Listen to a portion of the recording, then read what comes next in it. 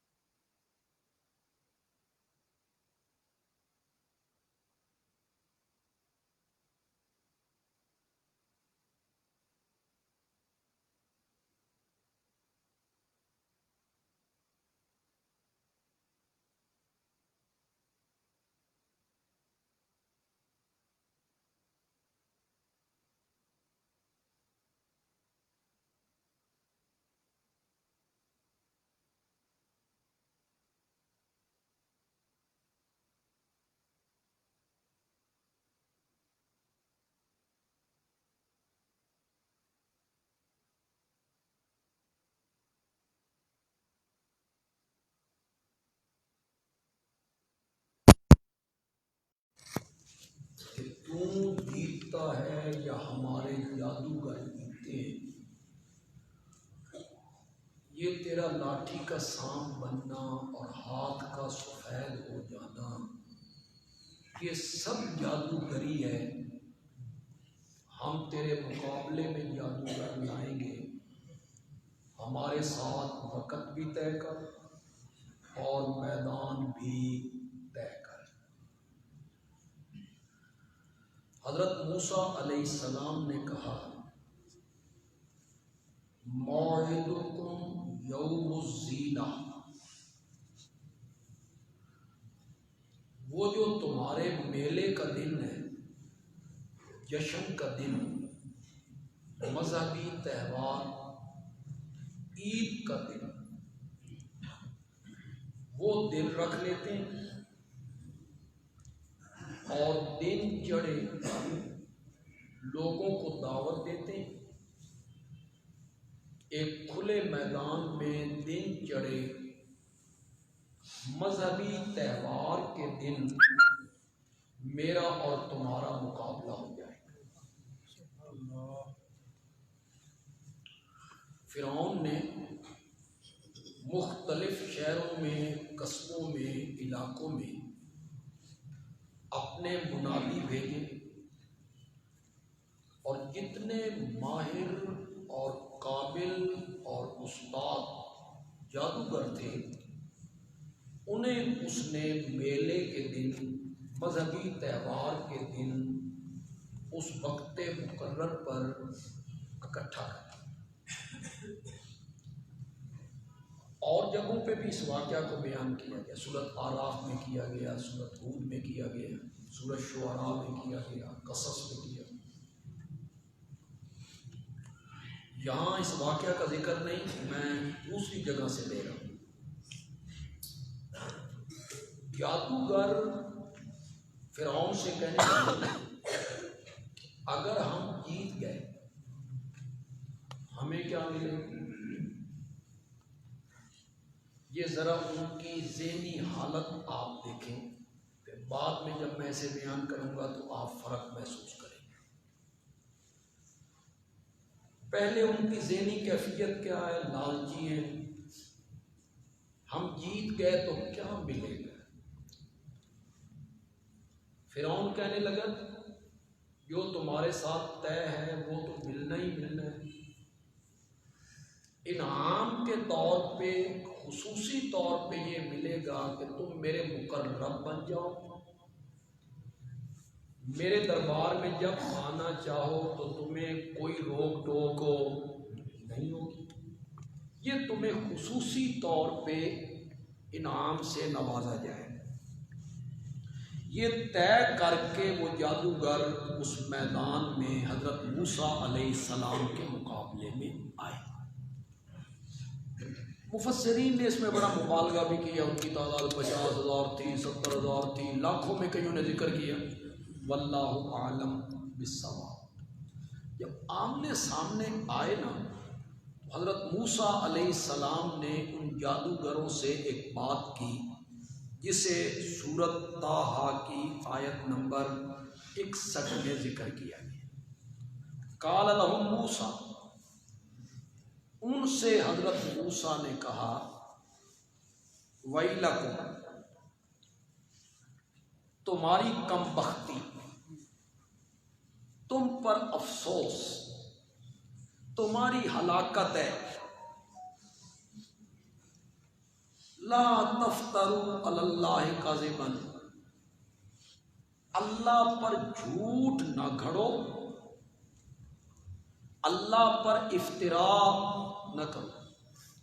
اس کے دو معنی، ایک معنی اس کا یہ ہے کہ شرک نہ کرو، شرک کرنا اللہ پر جھوٹ باندھنا ہے، اور اس کا دوسرا معنی یہ ہے کہ میرے معجزے کو جادو نہ سمجھو،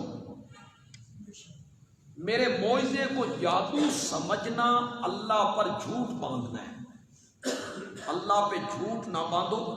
فَيُسْحِتَكُمْ بِعَذَابٍ، وہ تمہیں کسی عذاب میں برباد کر کے رکھ دے گا۔ تم اپنی تباہی کو دعوت دے رہے ہو، وہ تمہیں عذاب میں پکڑ لے گا اگر تم حق کے مقابلے میں آ رہے ہو۔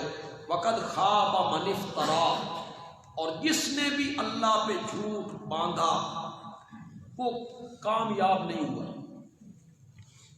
وہ ہمیشہ ہی ناکام رہا، نامراد رہا جس نے اللہ پہ جھوٹ باندھا۔ حضرت موسیٰ علیہ السلام نے بڑے اعتماد کے ساتھ یہ گفتگو کی۔ آپ ایک لمحے کے لیے اس میدان کا تصور کریں، پھر پتہ چلے۔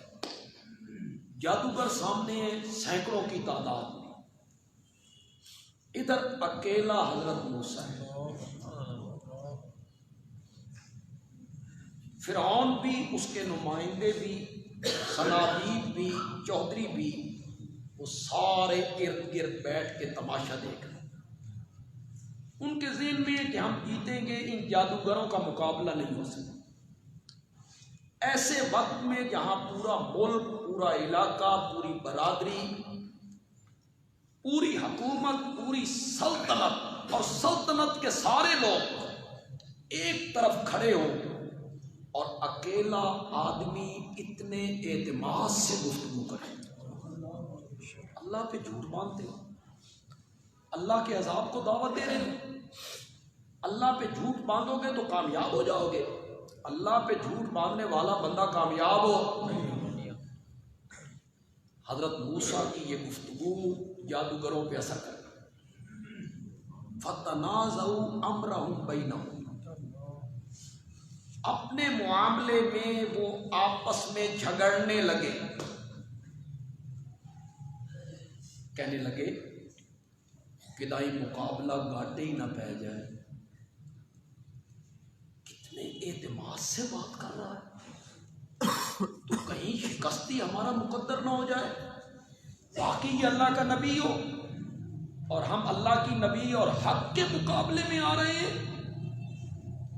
وَأَسَرُّ النَّجْوَىٰ، اور چپ کے سرگوشیاں کرنے لگے، الگ ہوئے، پھر آپس میں کہنے لگے میدان سجا ہوا ہے، لوگ دیکھ رہے ہیں، موسیٰ بھی مقابلے میں ہیں، ہم بھی آ گئے ہیں، اتو بھجنا کوئی چنگی گل نہیں، اب یہاں سے بھاگ جائیں، یہ کیسے ہو سکتا ہے؟ آپس میں سرگوشیاں کرنے لگے۔ قالو، تو پھر وہ اس بات پہ اکٹھے ہوئے اور کہنے لگے یہ دونوں جادوگر ہیں، حضرت موسیٰ بھی اور ہارون بھی۔ عمر خان اٹھایا، اب یہ بڑی کا آواز تھوڑا سا کم کرے عمر خان سے، کم کر دے تھوڑا سا، اٹھن نہ ہو سکتا تیری نیندر ہی ماری ہے۔ یہ دونوں جادوگر ہیں، یریدان ان یخرجکم من ارضکم بسحرہما، یہ دونوں چاہتے ہیں کہ تمہارے ملک سے تمہیں باہر نکال دیں جادو کے زور سے، خود حکومت پہ قابض ہو جائیں، اور تمہارا جو خوبصورت اور حسین اور اعلیٰ مذہب ہے نا، اس مذہب سے یہ تمہیں پھیرنا چاہتے ہیں۔ وہ مذہب کیا تھا؟ میں سب سے بڑا رب ہوں، فرعون کو وہ رب مان رہے ہیں، یہ جو ہمارا دین ہے اس سے یہ ہمیں ہٹانا چاہتے ہیں۔ فَأَجْمِعُوا كَيْدَكُمْ، اپنی تدبیریں اکٹھی کرو، ثُمَّ أَتُوا صَفًّا، پھر صفیں باندھ کے موسیٰ کے مقابلے میں آ جاؤ۔ آج کامیاب وہی ہوگا جو یہاں کامیاب ہوگا، یہاں بلند ہوگا، اسی نے کامیابی پانی ہے۔ مقابلے میں آئے تو انہوں نے حضرت موسیٰ کو پیشکش کی، یا موسیٰ اما ان تلقی و اما ان تکون اول من القی، و اما ان نکون اول من القی، تو پہلا وار کرے گا یا ہم پہلا وار کریں۔ وہ بتانا چاہتے ہیں کہ اساں تیرے کو ڈرے ہوئے۔ کچھ مفسرین نے لکھا کہ نہیں، اس لیے پیشکش نہیں کی، بلکہ اس لیے پیشکش کی کہ حضرت موسیٰ کی گفتگو سے وہ مرعوب ہو چکے تھے اور احترام من انہوں نے یہ بات کی۔ آپ پہلے وار کرنا چاہتے ہیں یا ہم پہلے وار کریں؟ حضرت موسیٰ علیہ السلام نے فرمایا جو تم نے کرنا ہے کرو، پہلا وار تم کر لو، جو ڈالنا ہے تم نے ڈالو، جو دکھانا ہے تم دکھاؤ۔ حضرت موسیٰ علیہ السلام نے یہ اس لیے کہا کہ ان کی لاٹھی کا سانپ بننا ان کے اختیار میں نہیں تھا کہ یہ جب چاہیں، جہاں چاہیں، جس وقت چاہیں ان کی لاٹھی سانپ بن جائے۔ ان کی لاٹھی کا سانپ بننا اللہ کے حکم پر موقوف تھا، اور ابھی اللہ کا حکم انہیں نہیں پہنچا تھا۔ کرنا ہے کرو۔ انہوں نے اپنی رسیاں ڈالی اور انہوں نے اپنی لاٹھیاں ڈالی۔ یخیل الیہ من سحرہم انہا تسعی، جادو میں چیز کی حیت نہیں بدلتی، جادو میں چیز کی شکل نہیں بدلتی، لاٹھی سانپ نہیں بنتی، رسی سانپ نہیں بنتی، لاٹھی لاٹھی رہتی ہے، رسی رسی رہتی ہے۔ وہ لوگوں کی نظر بندی کرتے ہیں، جادو کے زور سے نظر بندی کرتے ہیں، دیکھنے میں یوں لگتا ہے کہ یہ لاٹھیاں کیا بن گئی ہیں، یہ رسیاں سانپ بن گئی، یہ لاٹھی سانپ بن گئی اس جادو کے زور سے۔ قرآن کہتا ہے یخیل الیہ، حضرت موسیٰ کے خیال میں آتا تھا، من سحرہم، ان کے جادو کی وجہ سے، انہا تسعی، کہ یہ لاٹھیاں اور رسیاں دوڑ رہے ہیں۔ اس سے اتنی بات تو ثابت ہوئی، یہ مختلف ہی مسئلہ ہے کہ انبیاء پہ جادو کا اثر ہوتا ہے یا نہیں ہوتا۔ اس طرح کا اثر جس سے وہ مغلوب العقل ہو جائیں، ایسا اثر تو انبیاء پر جادو کا نہیں ہو سکتا۔ لیکن یہاں قرآن کہہ رہا ہے کہ یخیل الیہ، حضرت موسیٰ کے خیال میں بھی آتا تھا کہ یہ دوڑ رہی ہیں، یہ سانپ بن گئے۔ کس وجہ سے ان کے ذہن میں آتا تھا؟ من سحرہم، ان کے جادو کی وجہ سے، وہ جو انہوں نے جادو کیا اس کی وجہ سے ان کے، ورنہ ان کے ذہن پہ اگر اثر نہ ہوتا تو انہیں تو وہ لاٹھیاں ہی نظر آنی چاہیے تھی، رسیاں ہی۔ انہا تسعی کیسے ہو گیا کہ یہ دوڑ رہی ہیں، اتنا اثر، تو قرآن بھی اس کو ثابت کرتا ہے۔ حضرت موسیٰ علیہ السلام کے ذہن میں آیا کہ یہ لاٹھیاں، یہ رسیاں دوڑ رہی ہیں، اور کس وجہ سے ذہن میں آیا؟ من سحرہم، ان کے جادو کی وجہ سے۔ فأوجس فی نفسہ خیفتہ، پھر اپنے دل میں حضرت موسیٰ ڈرے بھی، خوف بھی کھایا۔ یہ ڈرنے کی وجہ کیا ہے؟ ڈرنے کی وجہ یہ تھی کہ ان کی لاٹھیاں اور رسیاں مجھے بھی سانپ نظر آ رہی ہیں، اور یہ جتنے تماشائی ہیں ان کو بھی یہ سانپ دوڑتے ہوئے نظر آ رہے ہیں، میری لاٹھی بھی تے سانپ بھی بڑھنا، ان کو فرق کیسے پتہ چلے گا؟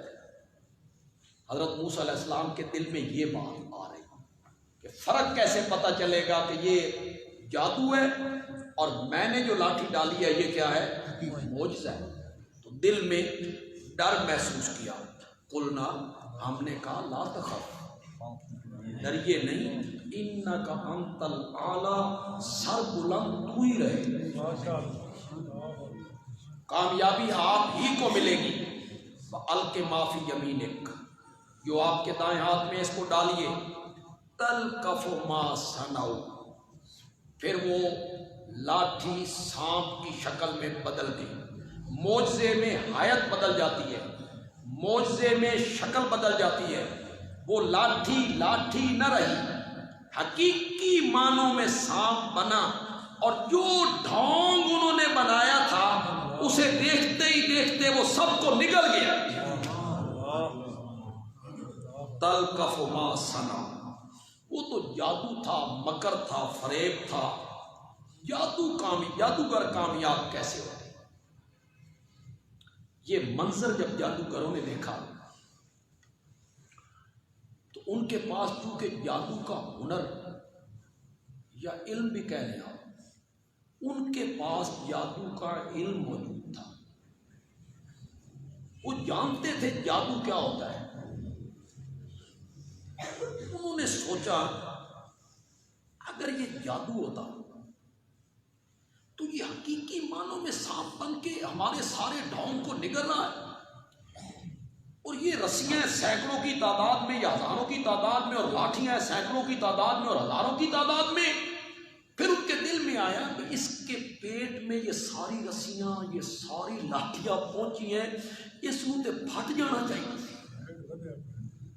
لیکن اس کے وجود اور حجم میں 1 انچ کا 1 سوتر کا بھی فرق نہیں آیا۔ تو چونکہ ان کے پاس جادو کا علم موجود تھا، وہ جانتے تھے کہ جادو کیا ہے، فوراً جادوگروں کو سمجھ آ گئی کہ یہ جادو تو نہیں ہے۔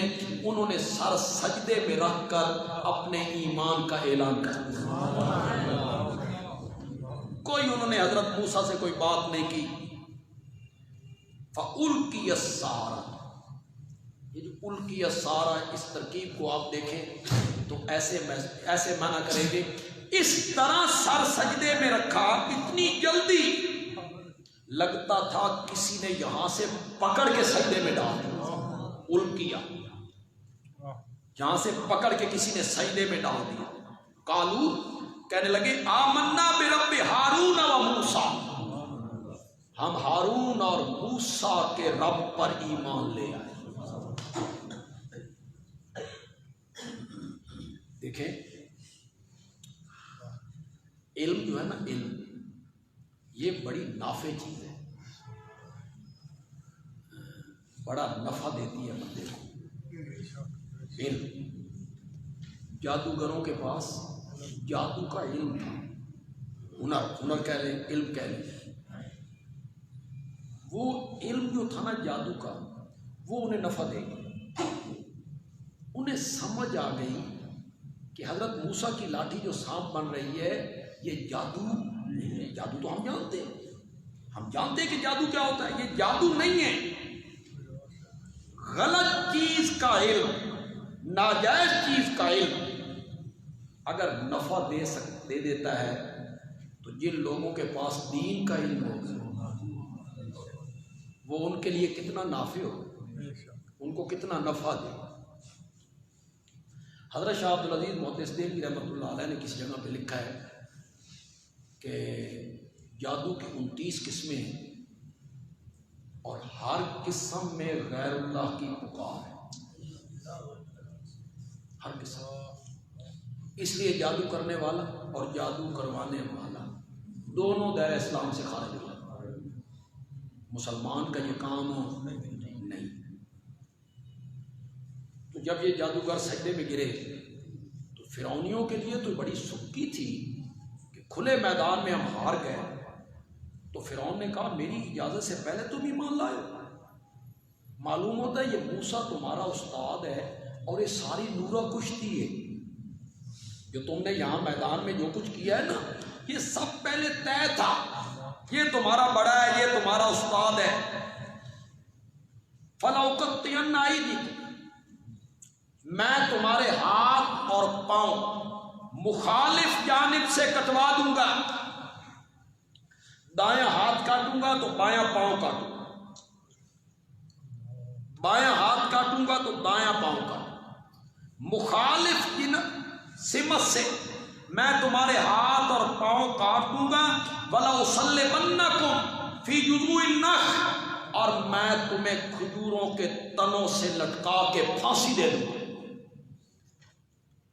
وَلَتَعْلَمُنَّ أَيُّنَا أَشَدُّ عَذَابًا وَأَبْقَىٰ, تمہیں پتہ چلے ہم میں سے عذاب دینے میں کون زیادہ شدید ہے اور کس کا عذاب دیر پا ہے, میں یا موسیٰ کا رب. تمہیں پتہ چلے میں تمہیں سولی پہ لٹکا دوں گا, تمہارے ہاتھ اور پاؤں میں کٹوا دوں گا. اب 1 منٹ کے لیے اسی طرف چلے جائے جو میں نے آپ کو کہا تھا. جب یہ آئے تھے حالت کفر میں تو کیا کہتے ہیں, ہم جیت گئے تو کیا ملے گا؟ لالچ ہے, طمع ہے, یہ گھٹیا پن ہے. گھٹیا پن کیا ملے گا جی ہمیں؟ اور آج جب ایمان کی دولت مل گئی تو پھر تبدیلی دیکھیں. اس وقت تبدیلی یہ ہے. تبدیلی چند منٹوں میں تبدیلی آ گئی, چند منٹوں میں تبدیلی آ گئی. کہنے لگے لن نؤثرک علی ما جاءنا من البینات والذی فطرنا, جو کھلی دلیلیں حضرت موسیٰ علیہ السلام کی طرف سے دین کی ہم تک پہنچ چکی ہیں. والذی فطرنا, اور وہ اللہ جس نے ہمیں پیدا کیا ہے, ہم اس پر تجھے ترجیح دینے کے لیے تیار نہیں ہیں. لن نؤثرک, ہم تجھے ترجیح دے دیں ایمان پر, ہم تجھے ترجیح دے دیں جو دین ہم تک پہنچا, کھلی دلیلیں ہم تک پہنچی, اور اس ہستی پر تجھے ترجیح دے دیں جس نے ہمیں پیدا کیا ہے. دوسرا معنی بھی ہو سکتا ہے جو بینات ہم تک پہنچ چکی ہیں حضرت موسیٰ کی طرف سے, اس پر ہم تجھے ترجیح نہیں دے سکتے. والذی فطرنا, ہمیں قسم ہے اس ذات کی جس نے ہمیں پیدا کیا ہے. اللہ کے نام کی قسم اٹھا کر انہوں نے اس بات کا اعلان کیا. فَقْضِ مَا أَنْتَ قَاضٍ, کر لے جو کچھ کرنے, جو تیرے بس میں ہے تو کرنا چاہتا ہے کر اسے. انما تقضی هذه الحیات الدنیا, تو کر بھی کیا سکتا ہے؟ زیادہ سے زیادہ تو دنیا کی زندگی میں کوئی فیصلہ کر دے گا, ہمارا گردنیں اڑا دے گا, ہماری سولی پہ ہمیں لٹکا دے گا. انا آمنا بربنا, ہم ایمان لے آئے ہیں اپنے رب پر. لیغفر لنا خطایانا, تاکہ وہ اللہ ہمارے گناہوں کو معاف کر دے. وما اکرہتنا علیہ من السحر, اور جس جادو پر مقابلے پر تو نے ہمیں مجبور کیا ہے اللہ ہمارے اس قصور کو بھی معاف. معلوم ہوتا ہے پھر آخر میں جب وہ گھبرا گئے تھے اور آپس میں سرگوشیاں کر رہے تھے تو پھر فرعون نے انہیں مجبور کیا کہ نہیں, مقابلہ کرنا ہی کرنا ہے. تبھی تو وہ کہہ رہے ہیں کہ تو نے جو ہمیں جادو پہ مجبور کیا، جبر کیا ہم پر، زبردستی کی ہم پر، اللہ ہمارے اس قصور کو بھی معاف کرے، ہم اپنے ایمان رب پر ایمان لے آئیں تاکہ وہ ہمارے گناہوں کو کیا کر دے۔ دیکھیں کتنی مدت ہو گئی تھی نئے ایمان قبول کیے، چند منٹوں میں ایمان نے کیا سے کیا کر دیا، حیران ہوتا ہے چند منٹوں میں باطن کیسے بدلا ہے۔ استقامت دیکھیں، عزیمت دیکھیں، گفتگو ان کی سنیں، کہتے ہیں جو ہوتا ہی کر لے۔ کس کو کہہ رہے ہیں؟ فقد مان تکاس، جو تجھ سے ہو سکتا ہے وہ تو کر، زیادہ سے زیادہ زندگی دنیا کی زندگی کا خاتمہ کر دے گا، اور کر بھی تو کیا سکتا ہے۔ تو یہ ہمارا مطلوب ہے، یہی تو ہم چاہتے ہیں کہ اس دنیا سے جائیں اور اپنے رب سے ملاقات کر لیں۔ اِنَّهُ مَن یَأْتِ رَبَّهُ مُجْرِمًا، کچھ لوگوں نے کہا یہ ادخال الہی ہے، یعنی یہ جادوگروں کا کلام نہیں، اللہ کا کلام، لیکن کچھ مفسرین نے کہا نہیں یہ جادوگروں کا کلام ہے، اور چند منٹ پہلے وہ جادوگر تھے اور حضرت موسیٰ کے مقابلے میں آئے ہیں، اور ابھی ان میں انقلاب آیا تو کیسی تبدیلی آئی۔ کہتے ہیں اِنَّهُ مَن یَأْتِ رَبَّهُ مُجْرِمًا، جو آدمی اپنے رب کے پاس آئے گا مجرم بن کر، فَإِنَّ لَهُ جَهَنَّمَ، اس کے لیے تو پھر سزا جہنم ہے، لا يموت فِيهَا ولا يحيا، جس میں نہ مرے گا نہ جیے گا۔ وَمَن يَأْتِهِ مُؤْمِنًا، اور جو اللہ کے پاس آیا ایمان کی حالت میں، قد عامل الصالحات، اس طرح کہ اس نے ایمان کے ساتھ اچھے اچھے عمل بھی کیے، فَأُولَٰئِكَ لَهُمُ الدَّرَجَاتُ الْعُلَىٰ، ان کو تو پھر بلند مرتبے اور درجے عطا ہوئے۔ پھر ان درجوں کا ذکر کیا، جنات عدن، ہمیشگی کے باغات ہیں، تجری من تحتہا الانہار، جس کے نیچے نہریں بہتی ہیں، اس کی کیفیت اللہ بہتر جانتا ہے، خالدین فیہا، ان باغوں میں وہ ہمیشہ رہیں گے، ذالک جزاء من تزکیٰ، یہ بدلہ ہے اس آدمی کا جس نے اپنے باطن کو شرک سے پاک کر لیا ہے، اور اس نے ایک اللہ ہی کو الہ مانا ہے، اور اللہ ہی کی ربوبیت کا قائل ہوا ہے، اس کو جنت کی شکل میں اللہ بدلہ عطا کرے۔ چنانچہ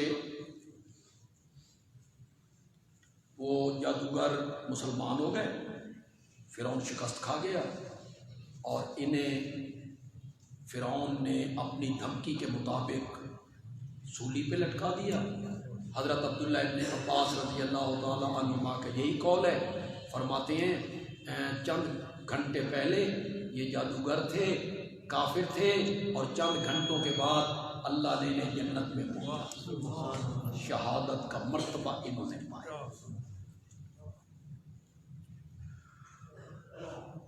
اب جب کئی معجزے دکھائے گئے، کئی نشانیاں دکھائی گئیں، تو آخر میں آ کے اللہ نے حضرت موسیٰ سے کہا کہ اپنے قوم کو لے کر یہاں سے نکلیے، مصر سے نکلیے۔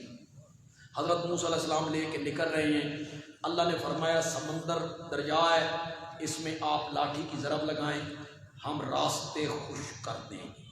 اللہ نے 12 راستے خشک کر دیے،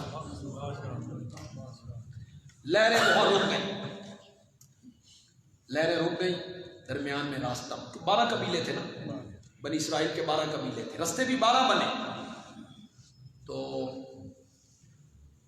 وہ جو پانی کی لہریں رکی نا، اللہ کیفیت بہتر جانتا ہے، ان میں سوراخ بھی موجود تھے، تاکہ ایک دوسرے کو گزرتے ہوئے دیکھتے بھی رہے، بے صرف اسی بچ کے نہیں جا رہے، ساڑھے پتریر بھی بچ کے جا رہے ہیں، وہ بھی بچ کے جا رہے ہیں، وہ بھی بچ کے جا رہے ہیں، تو درمیان میں یہ گفتگو بھی کرتے ہوئے جا رہے ہیں، اللہ نے ان کے لیے راستے خشک کر دیے۔ فرعون نے تعاقب کیا، پہنچا، قوم نے کہا وہ تو راستے خشک ہو گئے اور وہ پار اترنے والے ہیں، فرعون نے کہا میرے حکم نہ لو، میرے حکم سے ہوا ہے، ڈالے تم بھی گھوڑے۔ اللہ نے فرمایا آ صحیح ذرا، تیرے لیے تو سب کچھ ہم نے کیا ہے۔ قرآن کہتا ہے فَأَتْبَعَهُمْ فِرْعَوْنُ بِجُنُودِهِ، فرعون نے ان کا پیچھا کیا لشکروں کے ساتھ، فَغَشِيَهُمْ مِنَ الْيَمِّ مَا غَشِيَهُمْ، موجوں میں آیا، لہروں میں آیا، چاروں طرف سے لہریں، وہ جو پانی کی موجیں روک لی گئی تھیں انہیں چلنے کا حکم دیا گیا، اور فرعون اپنی جماعت سمیت کیا ہو گیا۔ اور جگہوں پہ اس کی تفصیلات موجود ہیں کہ اس نے اس وقت ایمان کا اقرار کیا، آمن تو میں ایمان لے آتا ہوں۔ اللہ نے فرمایا الان، اب ذرا پیچھے مڑ کے دیکھنا، تیری تلوار سے اس وقت کا ایمان قبول ہو نہیں۔ فرعون کو رکھ ہو گیا، بنی اسرائیل دریا کے پار چلے گئے۔ ان سے وعدہ تھا کہ تمہیں ایک کتاب دیں گے، اس کا اب ذکر کرنے لگے ہیں آیت نمبر 80 میں۔ یا بنی اسرائیل، تمہیں پہنچنا ہے، کتاب تو حضرت موسیٰ کو ملنی تھی، وَنَزَّلْنَا عَلَيْكُمُ الْمَنَّ وَالسَّلْوَىٰ، اور ہم نے کھانے پینے کے لیے تم پر من اور سلوہ اتارا۔ کُلُوا مِن طَیِّبَاتِ مَا رَزَقْنَاکُم، ہم نے کہا کھاؤ پاکیزہ چیزیں جو ہم نے تمہیں دی ہیں، وَلَا تَطْغَوْا فِیہِ، اس میں حد سے نہ بڑھو، فَیَحِلُّ عَلَیْکُمْ غَضَبِی، اگر تم حد سے بڑھو گے تو میرا غضب تم پر اترے گا۔ حد سے بڑھ ڈال کے رکھیں، کل کے لیے جمع کریں، حد سے نہیں گزرنا۔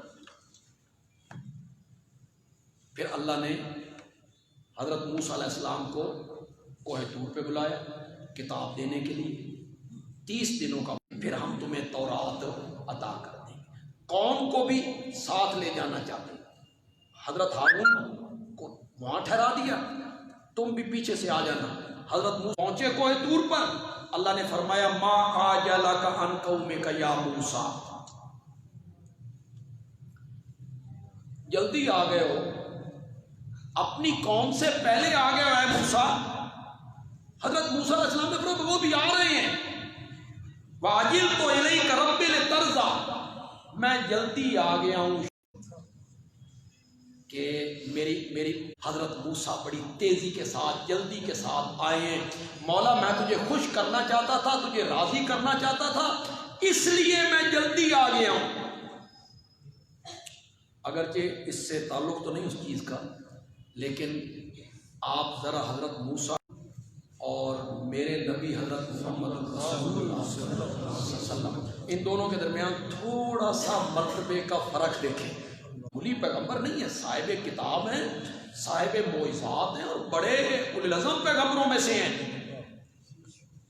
لیکن یہ کہتے ہیں عجلت الیک ربی لترضیٰ، میں قوم سے پہلے جلدی اس لیے آ گیا ہوں کہ تو راضی ہو جائے، میں تجھے راضی کرنا چاہتا تھا کہ تو خوش ہو جائے، کہ شوق ملاقات میں حضرت موسیٰ بھاگتے ہوئے تیزی کے ساتھ کوہ طور پہ آئے، مولا تجھے راضی کرنے کے لیے آیا ہوں۔ اور جب میرے نبی کی باری آئی، اللہ نے کہا وَلَسَوْفَ يُعْطِيكَ رَبُّكَ فَتَرْضَىٰ، میں تجھے اتنا دوں گا، اتنا دوں گا، اتنا دوں گا کہ تو راضی ہو جائے۔ حضرت موسیٰ علیہ السلام رب کو راضی کر رہے ہیں، اور رب میرے نبی سے کہتا ہے میں تجھے اتنا دوں گا، اتنا دوں گا کہ تو کیا ہو جائے، راضی ہو۔ وَلَسَوْفَ يُعْطِيكَ رَبُّكَ فَتَرْضَىٰ۔ اللہ نے فرمایا جلدی تے آ گئے ہو، تیری قوم کو پیچھے سامری نے گمراہ کر دیا ہے، وہ تو بچڑے کی عبادت کرنے لگی ہے۔ حضرت موسیٰ علیہ السلام کو وہاں بتایا جا رہا ہے فَإِنَّا قَدْ فَتَنَّا قَوْمَكَ مِن بَعْدِكَ فَأَضَلَّهُمُ السَّامِرِي، سامری نے انہیں گمراہ کر دیا ہے۔ چنانچہ حضرت موسیٰ علیہ السلام وہاں 40 دن رہے، 40 دنوں کے بعد تورات ملی، تورات لے کر اپنی قوم کے پاس آئے، فرت غضب سے تورات کی تختیاں بھی ہاتھ سے گر گئیں. غضب غصہ ہے، اس میں کانپ رہے ہیں اور تختیاں ہاتھ سے گر گئی ہیں. قرآن اس کو بیان کرتا ہے فرجع موسیٰ الی قومہ غضبان آسفا، غصے میں بھرے ہوئے افسردہ حضرت موسیٰ اپنی قوم کے پاس لوٹے. کہا یا قوم، اے میری قوم، کیا اللہ نے، کیا رب نے تم سے ایک وعدہ نہیں کیا تھا، اچھا وعدہ؟ افتطال علیکم العہد، کوئی بڑا لمبا زمانہ گزر گیا تھا کہ تم نے میرا انتظار ہی نہیں کیا؟ میں تو کتاب لینے گیا تھا، تم نے میری واپسی کا انتظار ہی نہیں کیا، اور تم نے زیوروں کا ایک بچڑا بنا کے اس کو الہ بنا لیا. تم چاہتے ہو کہ تم پر اللہ کا غضب اترے؟ تم نے میرے وعدے کی خلاف ورزی کی ہے. میں جو تمہیں کہہ کے گیا تھا کہ صحیح رہنا ہے، درست رہنا ہے، سیدھے رستے پر رہنا ہے. تو قوم کے لوگ کہنے لگے کہ وہ زیور جو ہمارے پاس تھے وہ ہم نے فرعونیوں سے عاریتاً مانگویں ہم نے لیے تھے اور ہم انہیں اپنے پاس رکھنا نہیں چاہتے تھے. تو اس سامری نے کہا یہ سارے زیور مجھے دے دو. ہم نے زیور دیے، اس نے ان کو پگھلایا، ایک بچڑے کی اس نے مورتی بنائی، شکل بنائی، اور اس میں بچڑے کی آواز پیدا ہوئی، پاؤں. بس اتنی آواز سے سامری کہنے لگا موسیٰ بھول کے الہ کو کہاں تلاش کرتا پھرتا ہے، الہ تو یہ ہے. یہ قوم حضرت موسیٰ علیہ السلام کو فَأَخْرَجَ لَهُمْ عِجْلًا جَسَدًا لَهُ خُوَارٌ، اس نے بچڑے کی ایک مورتی بنائی، لہو خوار، اس میں گائے کی آواز تھی. فَقَالُوا، تو لوگ کہنے لگے هَذَا إِلَٰهُكُمْ، یہ ہے تمہارا الہ، وَإِلَٰهُ مُوسَىٰ، اور موسیٰ کا الہ بھی یہی ہے. فَنَاسِيَا، موسیٰ کیا ہو گئے؟ یہاں یہ ادخال الہی. اللہ نے بڑی خوبصورت بات کی. انہوں نے کیا کہا؟ یہ تمہارا الہ ہے، معبود ہے، یہ مشکل کشا ہے، یہ حاجت روا ہے، یہ عالم الغیب ہے، نظر و نیاز اس کے نام کی دو. الہ کا مفہوم یہی ہے نا. الہ کا کیا مفہوم ہے؟ عالم الغیب یہی ہے، مختار کل یہی ہے، نظر و نیاز کے لائق یہی ہے، اس کے آگے سجدے کرو. اللہ نے کیسے خوبصورت بات کی. افلا یرون، کیا انہوں نے اتنا نہیں سوچا، کیا انہوں نے نہیں دیکھا اللہ یرجع الیہم قولا، کہ وہ ان کی طرف بات کو لوٹاتا نہیں، ان کی کسی بات کا جواب نہیں دیتا. ولا یملک لہم ضرا ولا نفعا، اور ان کے لیے کسی نقصان اور نفع کا اختیار بھی نہیں رکھتا. یہ الہ کیسے ہو سکتا ہے؟ یہاں اللہ نے قانون سمجھایا کہ الہ وہ ہوتا ہے جس کے ہاتھ میں لوگوں کا نفع اور انہوں نے اتنا نہیں دیکھا، ان سے بات نہیں کر سکتا، ان کی پکار کا وہ جواب نہیں دے سکتا، نفع نقصان اس کے ہاتھ میں نہیں ہے. تو پھر حضرت موسیٰ علیہ السلام نے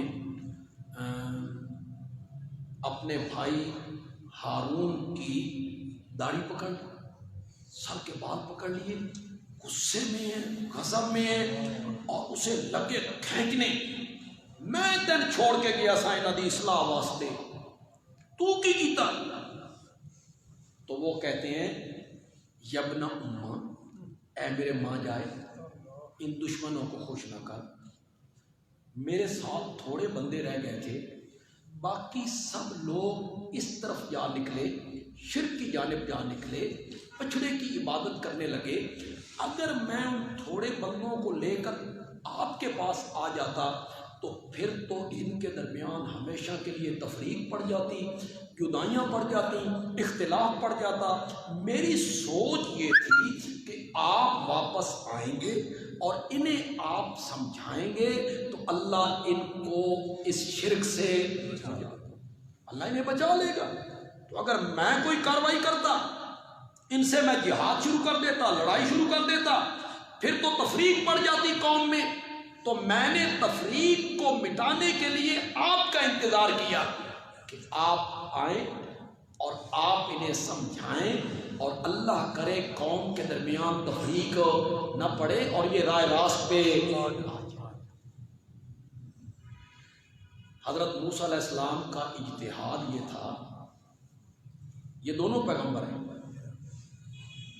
اور حضرت ہارون عمر میں حضرت موسیٰ سے 3 سال بڑے ہیں، 3 سال، مرتبے میں کم ہے، درجے میں کم ہے۔ حضرت موسیٰ صاحب کتاب نبی، صاحب شریعت نبی، انہیں تو معاون بنایا گیا، لیکن عمر میں 3 سال بڑے۔ حضرت موسیٰ علیہ السلام کا خیال یہ تھا، اجتہاد یہ تھا، جہاد کرنا چاہیے، جنگ کرنی چاہیے، تم تھوڑے تھے پھر بھی لڑنا چاہیے۔ اور حضرت ہارون کا اجتہاد یہ تھا کہ اس طرح تفریق پڑ جاتی، قوم پھوٹ کا شکار ہو جاتی، گروہوں میں بٹ جاتی۔ تو میں نے آپ کا انتظار کیا کہ آپ آئیں گے تو آپ کوئی صحیح راستہ نکالیں گے اور یہ لوگ آپ کی بات کو تسلیم ہوں۔ یہ حضرت ہارون کا اجتہاد ہے اور یہ حضرت موسیٰ کا اجتہاد۔ اب آپ ان دونوں میں سے کسی کے اجتہاد کو غلط کہہ سکتے ہیں؟ کہہ سکتے ہیں غلط؟ نہیں کہہ سکتے، دونوں نبی۔ آپ کسی ایک کے اجتہاد کو غلط نہیں، یہ بھی نہیں کہہ سکتے کہ اس کا اجتہاد ان کی نسبت زیادہ صحیح ہے، نہیں کہہ سکتے۔ یہ جو لوگ کہتے ہیں کہ حضرت معاویہ رضی اللہ تعالیٰ عنہ، حضرت علی رضی اللہ تعالیٰ عنہ، ان کی آپس میں جنگ ہوئی، حضرت عائشہ رضی اللہ تعالیٰ عنہ اور حضرت علی رضی اللہ تعالیٰ عنہ منافقین کی غلط فہمیوں کی وجہ سے آپس میں لڑ پڑے۔ تو لوگ کہتے ہیں جب 2 آدمی آپس میں لڑتے ہیں تو ایک تو حق پر، ایک کو تو حق پر کہنا پڑے، یہ کیسے ہو سکتا ہے کہ دونوں حق پہ ہوں؟ میں کہتا ہوں یہاں کیسے ہو سکتا ہے؟ کیا حضرت موسیٰ اور حضرت ہارون دونوں حق پہ نہیں؟ دونوں حق پہ، حالانکہ آپس میں اختلاف ہو گیا ہے، انہوں نے سر کے بال پکڑ لیے، داڑھی کے بال پکڑ لیے، کھینچ رہے ہیں، تم نے یہ کیا کیا؟ تم نے قوم کو کیوں نہیں جوڑا؟ تم نے ان کی اصلاح کیوں نہیں کی؟ وہ کہتے ہیں بھائی تفریق پڑتی تھی، اختلاف نمودار ہوتا تھا، میں نے آپ کا انتظار کیا کہ آپ آئیں اور آ کے آپ اصلاح کی کوشش کریں، مجھ سے جو کچھ ہو سکتا تھا میں نے انہیں سمجھایا ہے۔ اس پہ کہہ سکتے ہیں کہ ایک حق پہ اور دوسرا باطل پہ، تو پھر وہاں آپ کیوں کہتے ہیں کہ ایک حق پر ہے اور دوسرا باطل پر؟ کیوں کہتے ہیں؟ مجھے کس نے جج بنایا؟ آپ کو کس نے جج بنایا؟ مجھے کس نے منصف بنایا؟ آپ کو کس نے منصف بنایا کہ صحابہ کے جھگڑوں کے بارے میں آپ فیصلے کرتے رہیں؟ صحابہ کے جھگڑوں کے بارے میں آپ فیصلے کرتے رہے، آپ کو کس نے منصف بنایا ہے؟ میں ابن حجر کی ایک بات آپ کو سناؤں، آپ کے پاؤں تلے سے زمین نکل جائے۔ ابن حجر نے لکھا ہے کہ حضرت علی اور حضرت معاویہ کے اختلاف کے بارے میں جو آدمی یہ کہتا ہے کہ اس میں حضرت علی حق پر تھے فہو شیعہ، وہ کون ہے؟ وہ سنی نہیں، یہ ابن حجر نے لکھا۔ اہل تشیع کی بات، اہل سنت کا یہ مسلک نہیں کہ وہ ایک کو حق پر کہتا رہے دوسرے کو باطل پر۔ ہمیں کس نے منصف بنایا؟ دونوں صحابہ ہیں، دونوں صحابی ہیں، حضرت عائشہ اور حضرت علی رضی اللہ تعالیٰ عنہ، ان میں حضرت عائشہ ام المومنین ہیں اور حضرت علی امیر المومنین ہیں، دونوں بہت اونچے ہیں۔ اور حضرت معاویہ اور حضرت علی، ان میں حضرت علی رضی اللہ تعالیٰ عنہ کا مقام اور مرتبہ اور درجہ اور شان اور عظمت اتنی اعلیٰ اور اتنی بلند اور اتنی عرفہ ہے کہ حضرت معاویہ اس تک پہنچ نہیں سکتے، نہیں پہنچ سکتے۔ حضرت علی بچوں میں پہلے مومن ہیں. حضرت معاویہ سن 7 ہجری میں ایمان قبول کر رہے ہیں. نبوت ملنے کے 20 سال بعد 20 سال بعد، اور انہوں نے نبوت ملنے کے پہلے دن ایمان قبول کیا جب ان کی عمر 6 سال یا 8 سال یا 10 سال تھی. انہوں نے پرورش پائی ہے نبوت کی گود میں، پروردہ نبوت ہے. میں کبھی کبھی حیران ہوتا ہوں، کیوں جی تربیت کا اثر کون نہیں ہوتا؟ تو میرے آقا کی گود میں جب پرورش ہوئی ہوگی تو میرے آقا نے کیسی پرورش کی ہوگی؟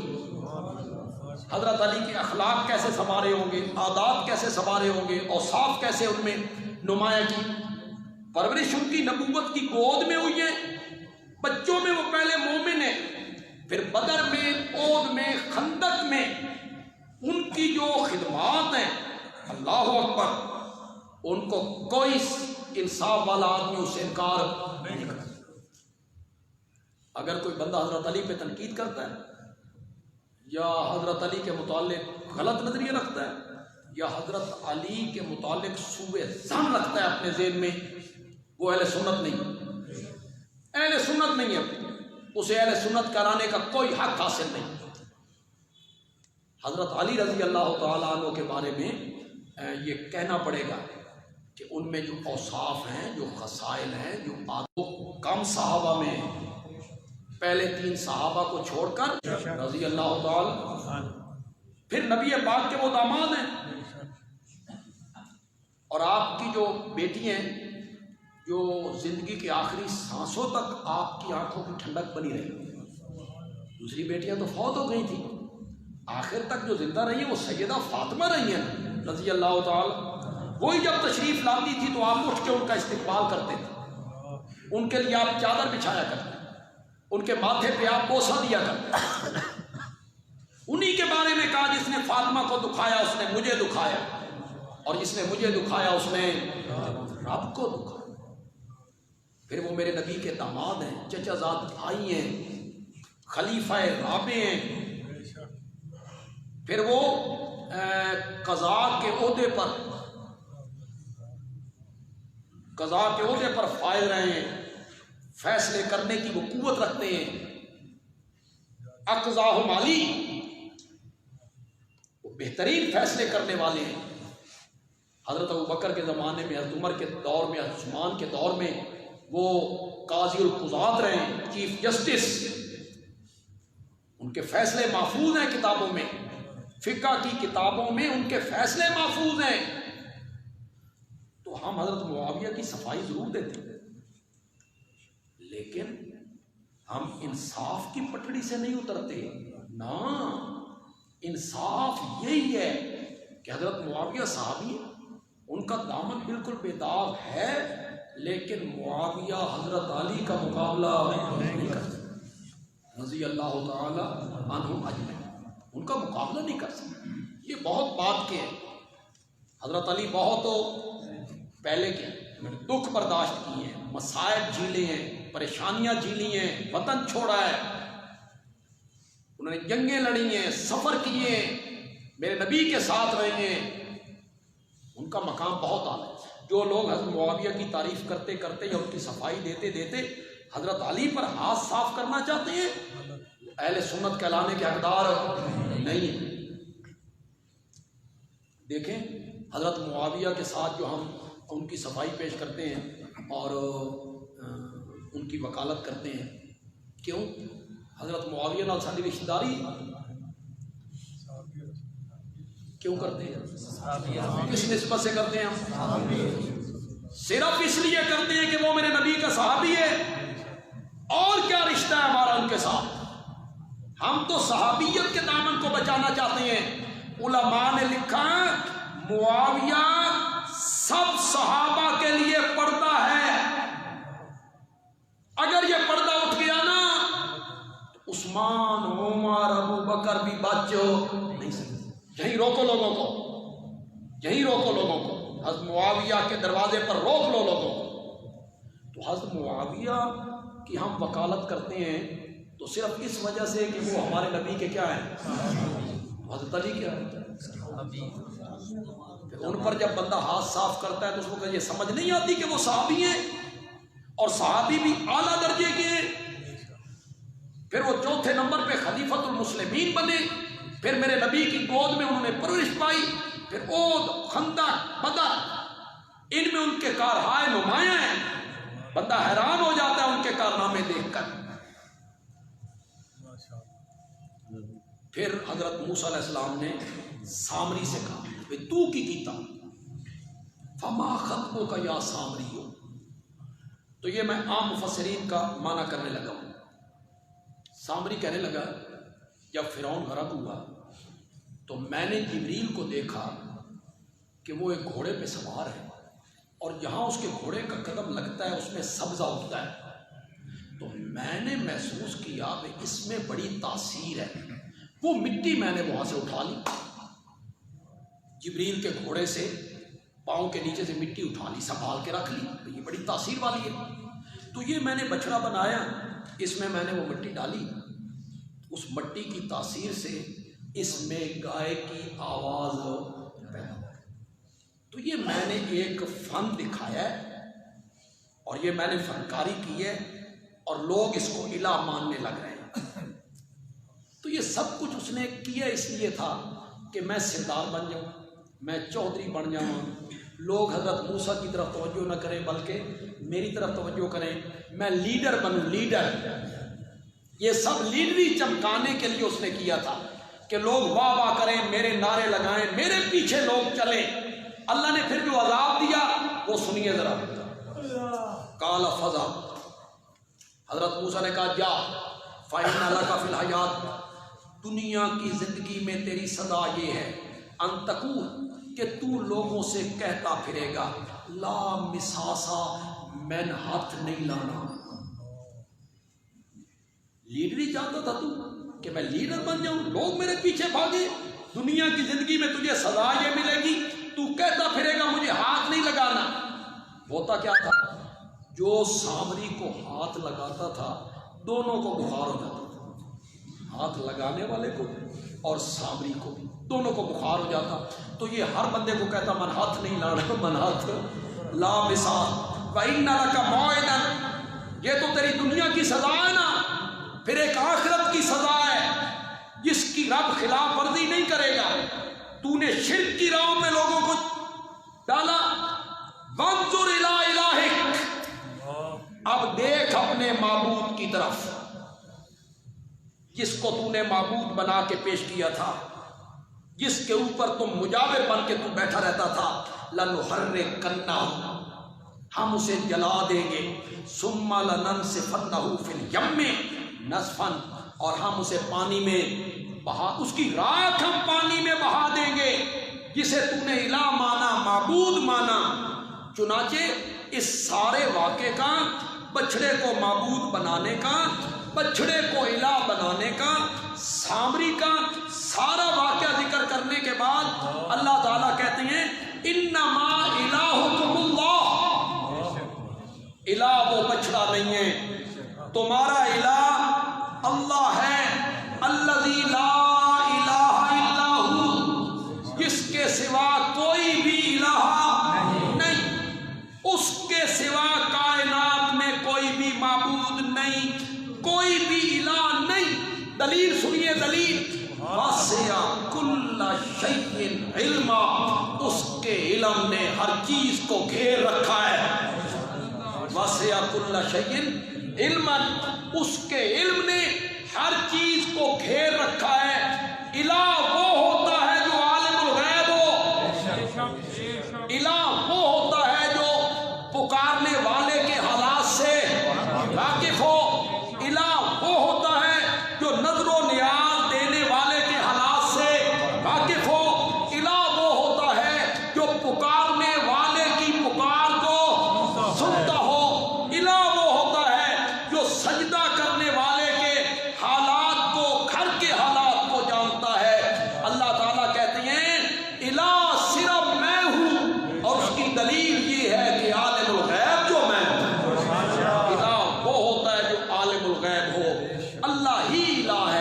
سوا کوئی الہ نہیں. دلیل اس کی کیا ہے؟ واسع کل شیء علما، اس کے علم نے ہر چیز کو گھیر رکھا ہے. بھائی ہمارا رسالہ زیادہ 7 بجے ابھی نماز پڑھتی ہے. اس مہینے کا جو رسالہ ہے ہمارا زیادہ توحید وہ بیر گیٹ پہ موجود ہے، آپ اسے لے کر کے